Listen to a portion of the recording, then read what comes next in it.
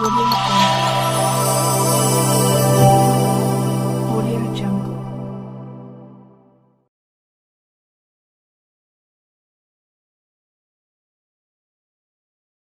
Hello बच्चों, आज के टॉपिक में हम लोग हेलो फार्म परीक्षण और उससे होने वाली अपक्रियाओं का अध्ययन करेंगे और ये भी सीखेंगे कि हेलो फार्म परीक्षण हमारा होता क्या है और हेलो फार्म परीक्षण से संबंधित अपक्रियाएं हमारे किससे किससे होती हैं।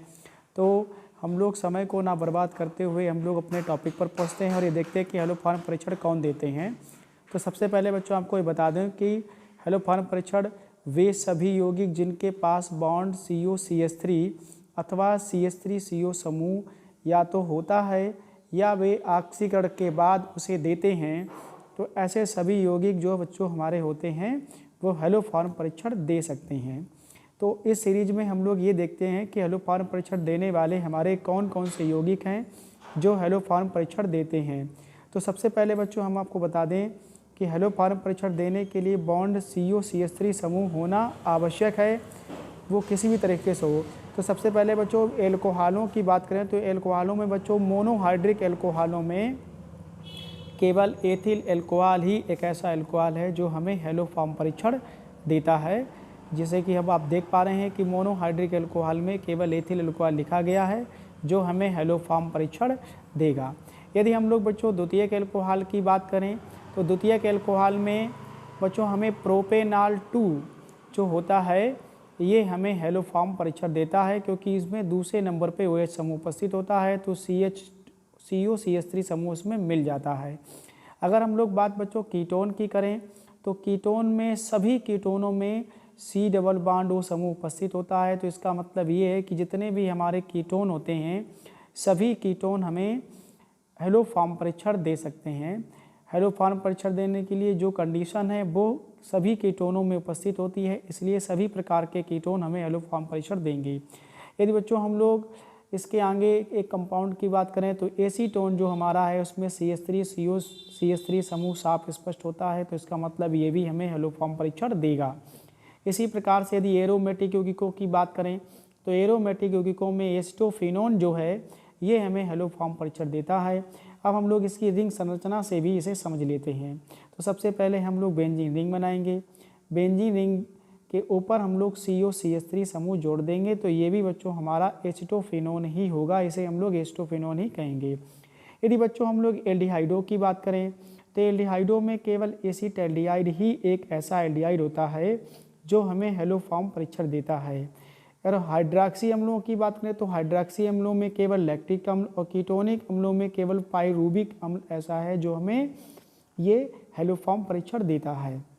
अब बच्चों हम लोग चलते हैं एक एक टॉपिक को लेकर के हेलो फार्म अपक्रिया को पूरा करते हैं। तो सबसे पहले हम लोग हेलो फार्म अपक्रिया के लिए मोनोहाइड्रिक एल्कोहलों में एथिल एल्कोहल का चयन करेंगे, यानी एथिल एल्कोहल को लेकर के हेलो फार्म अपक्रिया करेंगे। तो बच्चों सबसे पहले हम लोग एथिल एल्कोहल का सूत्र लिखेंगे। एथिल एल्कोहल में हम लोग बच्चों ब्रोमीन जोड़ेंगे, क्योंकि हेलो फार्म है तो हमें हेलोजन लाना पड़ेगा और हेलोजन आप जानते हैं कि क्लोरीन ब्रोमीन आयोडीन को हम लोग हेलोजन कहते हैं। तो ये बच्चों हमारा एथिल एल्कोहल होगा। अब हम लोग हेलोजनों में से कोई एक हेलोजन जैसे ब्रोमीन को हम लोग ले लेते हैं। ब्रोमीन के साथ कास्टिक क्षार अथवा कास्टिक पोटास की अपक्रिया कराएंगे। अब बच्चों जब हम लोग इसकी अपक्रिया कराएंगे तो आप ये याद रखें कि इनमें ब्रोमीन और सोडियम हाइड्रोक्साइड का जो अनुपात है वो हम लोग 46 अनुपात में लेते हैं, यानी 4 और 6 के अनुपात में लेते हैं। यानी एथिल एल्कोहल 4 अनुपात में ब्रोमीन के साथ और 6 अनुपात में सोडियम हाइड्रोक्साइड से अपक्रिया जब करता है तो बच्चों हमें इस टॉपिक में ब्रोमो फार्म प्राप्त होता है। एथिल एल्कोहल को बच्चों हम लोग CH3CH2OH भी लिख सकते हैं, ये भी हमारा इस प्रकार से लिखा जा सकता है। तो ये हमें कंपाउंड जो बना करके देगा वो CH3Br3 बनाएगा और प्लस इसके साथ सोडियम फॉर्मेट बनेगा HCOONA, और इसमें अनुपात जो आएगा वो 5:5 का आएगा, यानी 5 अनुपात में NaCl और 5 अनुपात में हमें बच्चों H2O प्राप्त होगा। तो इस तरह से हमें कंपाउंड मिलेंगे। तो एथिल एल्कोहल जब ब्रोमीन और सोडियम हाइड्रोक्साइड से अपक्रिया करता है तो ब्रोमो फार्म बनाता है। ब्रोमो फार्म के साथ साथ बच्चों हमें सोडियम एसीटेट इस अपक्रिया में और प्राप्त होता है, तो उसका भी नाम हम लोग लिख लेंगे सोडियम एसीटेट। तो सोडियम एसीटेट भी इसका एक टॉपिक। अब बच्चों हम लोग देखते हैं दूसरी रिएक्शन की ओर। दूसरी रिएक्शन में हम लोग अब क्या लेंगे, एल्डिहाइड लेंगे। एल्डिहाइड में बच्चों हम लोग एसीटेल्डिहाइड का चयन करेंगे। एसीटेल्डिहाइड हमारा होता है CH3CHO। इसका IUPAC नाम बच्चों होता है एथेनल। और ये बहुत ही अच्छा टॉपिक है और इसकी रिएक्शन भी इम्पॉर्टेंट है और इसका मतलब एसीटेल्डिहाइड है। एसीटेल्डिहाइड में ठीक उसी प्रकार से हम लोग ब्रोमीन जोड़ेंगे और ब्रोमीन के साथ साथ बच्चों हम लोग कास्टिक क्षार जोड़ेंगे। कास्टिक क्षार के स्थान पर हम लोग कास्टिक पोटास भी ले लेंगे। इसका भी अनुपात हम लोग इसमें बच्चों 3:4 का अनुपात लेंगे और ये हमें 3:3 के अनुपात में देगा। और इसमें भी हम लोग बनाएंगे ब्रोमोफार्म CHBr3 प्लस HCOONA यानी sodium acid, sodium format. Sodium format के साथ 3NaBr प्लस 3H2O हमें प्राप्त होगा।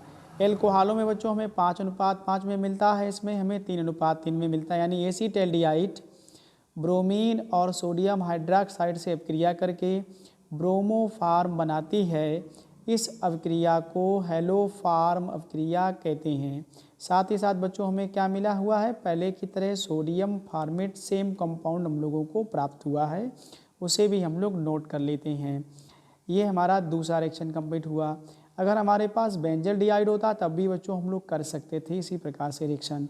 अब हमारा एसीटेल्डिहाइड का रिएक्शन कंप्लीट हुआ है। अब आप ये भी बच्चों ध्यान रखें कि एसीटेल्डिहाइड जो हमारा होता है, एसीटेल्डिहाइड में फॉर्मेल्डिहाइड जो है वो हेलोफार्म क्रिया नहीं देता है। अब बच्चों हम लोग अगली रिएक्शन करेंगे।